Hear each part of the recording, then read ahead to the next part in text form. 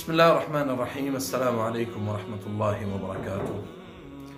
الحمد لله والصلاة والسلام على رسول الله وعلى آله وصحبه أجمعين. أما بعد، اللہ تعالیٰ نے قرآن کریم میں ارشاد فرمایا ہے کہ ان الشرک لظلم عظیم، اور فرمایا کہ ومن یشرک باللہ فقد حرم اللہ علیہ الجنہ، جو شرک کرے اللہ تعالیٰ اس کے اوپر جنت کو حرام کر دیتا ہے۔ اور شرک بہت بڑا ظلم ہے۔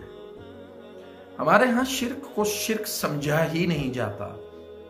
ہمارے ہاں شرک کو ایک نارمل جو ہے وہ سمجھا جاتا ہے، اور جو لوگ شرک کر رہے ہیں انہیں اندازہ ہی نہیں ہے کہ شیطان نے ان کے اعمال کو کتنا خوبصورت بنا کے ان کے سامنے پیش کیا۔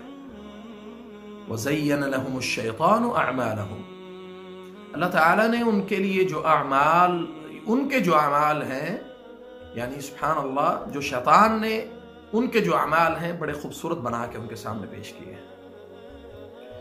آپ یہ ویڈیو دیکھ رہے ہیں پیچھے، یہ ویڈیو ایک ایسے مزار کی ہے جو یقیناً ملتان کے بہت سارے جاننے والے لوگ ہیں، دیکھنے والے ہیں، اور یقیناً وہ جانتے بھی ہوں گے۔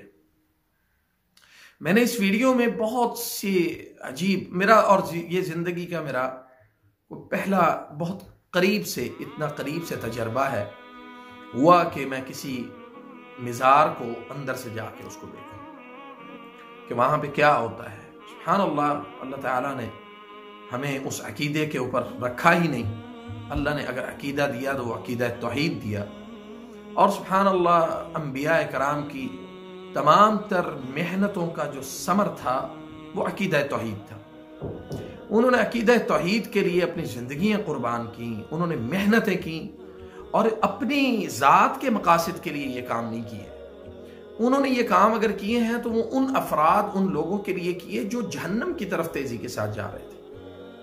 تو اللہ رب العالمین نے ان لوگوں کو ان چیزوں سے، یعنی انبیاء کرام کو ان قوموں کی طرف بھیجا کہ وہ جائیں اور جا کے لوگوں کو اس شرک سے، اس یعنی ضلالت سے ان کو پاک کریں اور اللہ کی طرف ان کو لے کے آئیں۔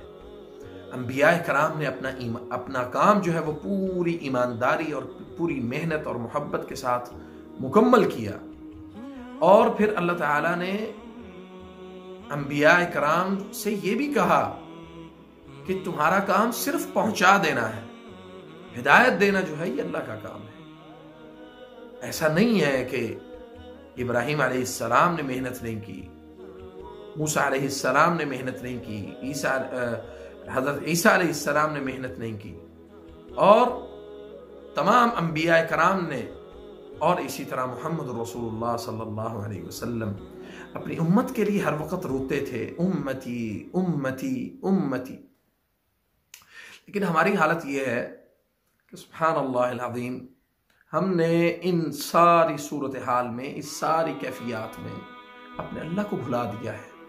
اللہ کے ساتھ ہمارا تعلق بالکل ایک فارمیلٹی والا ہے، اور ایک مناسب سا تعلق رکھا ہے کہ جی بس جب مشکل آئے تو رب، نبی صلی اللہ علیہ وسلم نے فرمایا نا کہ اللہ اکبر، اللہ تعالیٰ یعنی ایک بندہ آتا ہے اللہ کے گھر میں، اور وہ کہتا ہے یا رب یا رب یا رب، اے اللہ میری بات سن، میری بات سن۔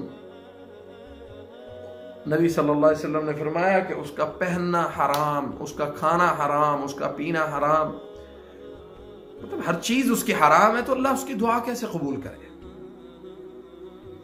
آپ اس بات کو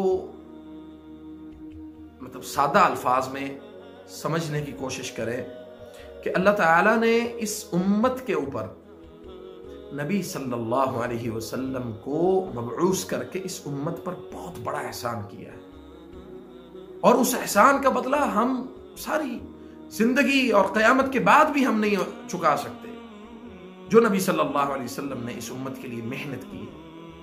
اور ہم مسلمانوں نے یہ حال کیا اپنے اس نبی کی پیروی کا، سبحان اللہ، وہ سارے معاملات ہم نے محنت، وہ مشقت سب ختم۔